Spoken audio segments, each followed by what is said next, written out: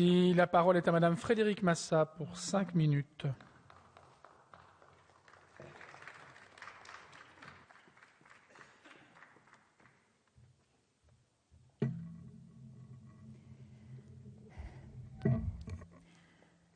Monsieur le Président, Madame la Ministre, Monsieur le rapporteur, ce texte revêt un aspect révolutionnaire, car il bouleverse nos repères, nos curseurs et aura des effets sur notre façon de consommer l'énergie. Et merci à François Brottes d'en être le porteur. Ce n'est pas un simple bonus-malus comme celui taxant les véhicules, mais c'est un véritable changement dans notre modèle français. Il est urgent de construire ensemble un modèle qui implique les citoyens dans une démarche nouvelle. Notre salut énergétique doit s'articuler autour de plusieurs impératifs. La maîtrise de l'énergie, la sobriété, les énergies renouvelables et la solidarité. La politique énergétique que nous voulons devra venir en aide à ceux qui vivent dans la plus grande précarité. Ils ont trop souffert de l'augmentation du prix de l'énergie en la subissant faute de pouvoir être aidés. Nous souhaitons donc sanctuariser les tarifs sociaux et les étendre en faisant passer le nombre de foyers bénéficiaires de 650 000 à 4,6 millions. C'est aussi pour protéger les plus faibles que nous proposons l'instauration d'une trêve hivernale pour tous. Notre politique énergétique devra aussi être plus juste. C'est un des objectifs du dispositif du bonus-malus. Dorénavant, l'électricité qui servira à chauffer une famille modeste coûtera moins cher que celle qui sert à chauffer la piscine d'une famille aisée. Actuellement, la facture d'électricité des 20% des Français les plus modestes pèse 2,5 fois plus que celle des 20% des ménages les plus aisés. Nous ne pouvons accepter cela. Les critiques caricaturales de l'opposition sur ces dispositifs sont nombreuses mais infondées. Notre volonté est de repenser notre consommation d'énergie, pas de sanctionner ceux qui vivent dans des passoires énergétiques. Ils sont les premiers à souffrir de la mauvaise isolation de leur logement et de la vétusté de leur mode de chauffage. Pour ces derniers, il faudra donc mener un travail d'identification et de rénovation.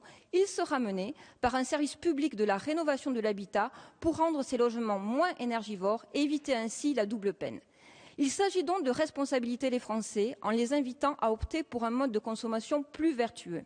Ceux qui consommeront moins grâce au dispositif bonus-malus verront leur facture se réduire. Ceux qui auront un comportement moins responsable seront pénalisés.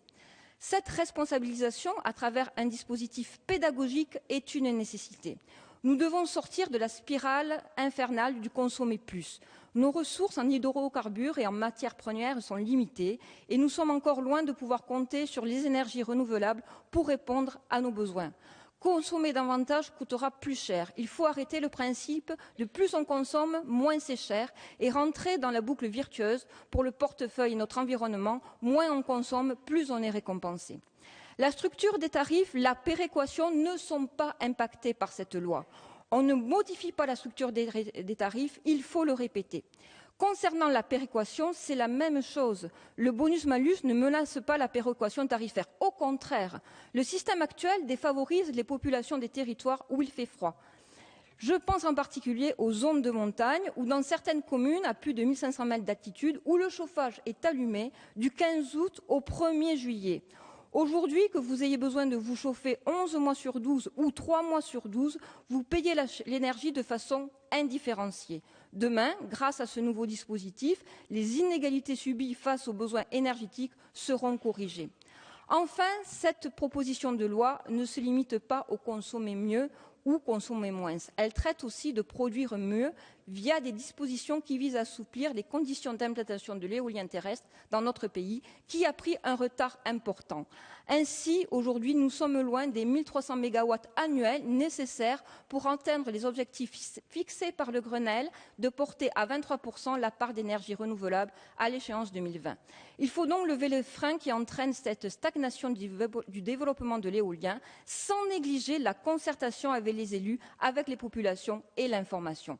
Si la création des ZDE en 2005 correspondait à une nécessité de planifier l'éolien, les dispositifs nés de la loi Grenelle, avec les schémas régionaux éoliens opposables et le régime ICPE, s'y substituent et de ce fait justifient la suppression des ZDE.